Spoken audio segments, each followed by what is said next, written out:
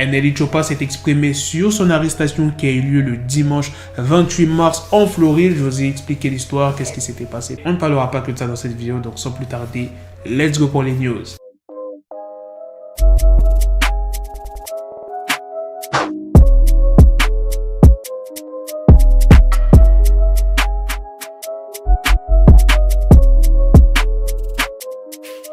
C'est sur Twitter qu'il a décidé de s'expliquer en disant « Quand tu commences à changer de vie autour de toi et que tu commences à te démarquer pour quelque chose de profond, tu deviens une cible. Pour certaines personnes et aussi le diable.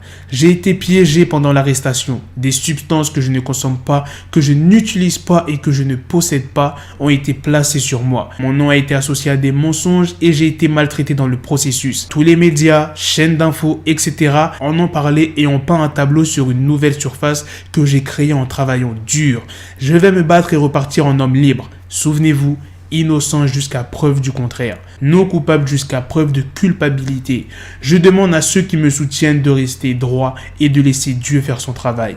Merci, je vous aime tous. » C'était le message qu'NLE Choppa voulait adresser à ses fans. Maintenant, passons à la deuxième news sur Young Dolph qui a annoncé la fin de sa carrière musicale. Ça fait longtemps il est dans le game.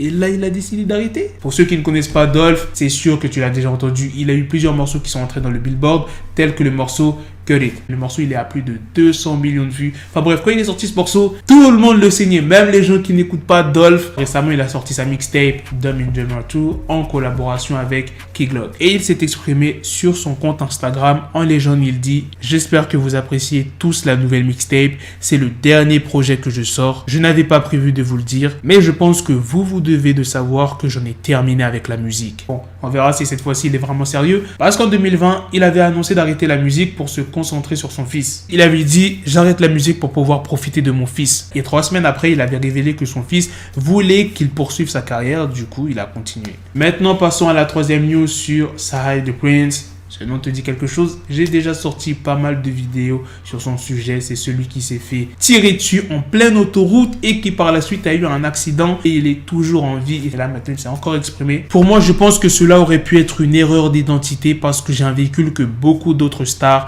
et MC ont ici. J'ai des proches et des amis qui peuvent se livrer à des choses qui ne me concernent pas forcément ou dont je ne suis pas forcément au courant parce que je ne suis pas dans la boucle comme quand j'étais beaucoup plus jeune. Quand vous grandissez, que les gens s'embrouillent et qu'il y a beaucoup de bif dans la rue et dans le rap, tout le monde est un peu impliqué. Parfois, les gens peuvent penser que vous êtes plus impliqué que ce que vous êtes en raison de vos affiliations passées ou autres. Malheureusement, mec, dans notre culture, ce n'est pas cool de parler à la police. Donc, beaucoup de meurtres et beaucoup d'agressions et différentes choses qui se passent dans les communautés minoritaires ou noires ne sont pas résolues en raison de notre manque de coopération ou de respect pour les forces de l'ordre. C'était les paroles du rappeur Sahai the Prince. Je le répète encore une fois, ce mec, il a vraiment eu de la chance de fou. Il s'est fait canarder sur l'autoroute. Ensuite, il a eu un accident de voiture. Je vous ai montré l'état de sa voiture. Et il est toujours en vie. Maintenant, on va passer à la dernière news sur Boosie Badazz. Boosie Badazz, vous savez, c'est un ouf. Il est passé sur le podcast Respectfully Justin. Vous savez, c'est le podcast là où Swilly a été invité et elle a parlé du fameux plan A3 qui aurait déclenché une bagarre entre le groupe Migos et Justin LaBoy. La même question de Swilly a été aussi posée à Boosie Badazz sur ses fantasmes sexuels, sur les plans A3, genre avec qui il aimerait faire ce genre d'expérience. Et Boosie Badazz... il a dit quoi? J'irai sans doute avec Rihanna et Iggy. Je pense au plan A3 et je pense que c'est une combinaison de feu.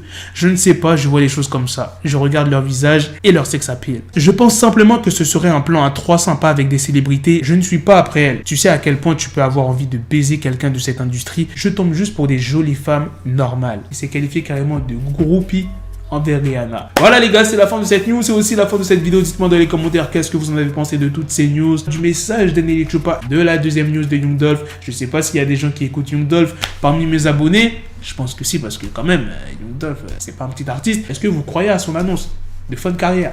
Moi, franchement, j'y crois pas. Je pense que de temps en temps, il sortira quelques morceaux par-ci, par-là, avec son petit protégé Key Glock. Et de la troisième news sur Sahai the Prince et de Boosie Badazz. Sur ce, on va rendez-vous très prochainement pour d'autres vidéos news. Prenez soin de vous, la famille. Peace. Got the bezel, had to switch my schedule. On my dick, she Lego, never Lego. Her mouth stuck up on me, so I call her Velcro. Tell her, need my dinero, pendejo. Hit my metro if it's about the peso, like it's Go Diego. Make it right on schedule. Got the pistol on me with the dick extendo. Bitches in the back just like a fucking echo. Ay, that bitch told me you got pencil dick. She grip on my dick like a selfie stick. I got a big gun, I need help with it. To wet your babe up, Michael fell with it.